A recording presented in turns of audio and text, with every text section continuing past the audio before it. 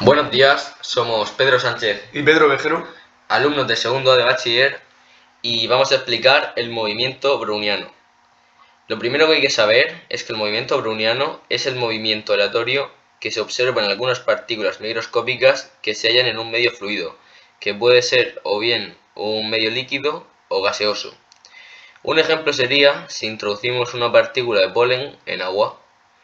El movimiento browniano recibe su nombre en honor a Robert Brown, que fue quien lo describió en 1827. El movimiento aleatorio de estas partículas se debe a que su superficie es constantemente colisionada por las moléculas del fluido que están sometidas a una agitación térmica. Esta constante colisión a escala atómica no es siempre uniforme, sino que es totalmente aleatoria. Lo que vamos a intentar ahora es explicar el movimiento browniano a través de este simulador. Lo que quiero que quede claro es que no podemos explicar la dirección del movimiento debido a que esta es totalmente aleatoria, sino únicamente su velocidad y bueno, lo que tenemos que tener en cuenta primeramente es que hay dos tipos de esferas, las pequeñas y grises, que son las moléculas del fluido, y las grandes, que son las partículas que se introducen en este fluido. Tendremos en cuenta para estudiar cómo es el movimiento browniano la energía, que la iremos variando, el tamaño de las moléculas del fluido y su masa.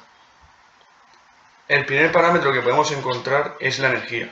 La energía varía en función de la temperatura. Pero, ¿qué es la temperatura? La temperatura es una medida de calor.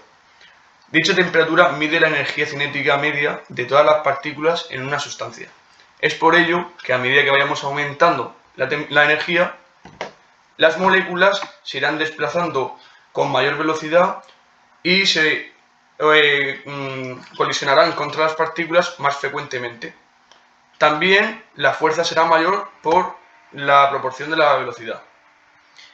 La segunda característica que vamos a tener en cuenta es el aumento del tamaño de las moléculas. Como Pedro ha dicho antes, cuando aumentaba la temperatura aumenta la energía cinética.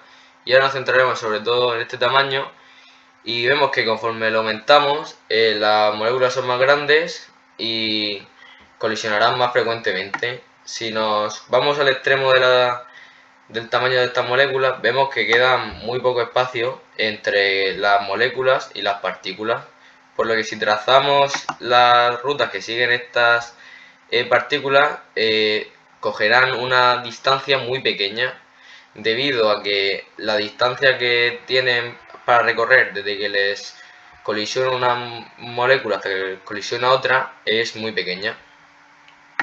La masa de las moléculas es otro parámetro a tener en cuenta, ya que a mayor masa de las moléculas, la fuerza contra las partículas será mayor y se verá afectado en que el desplazamiento será más que el anterior.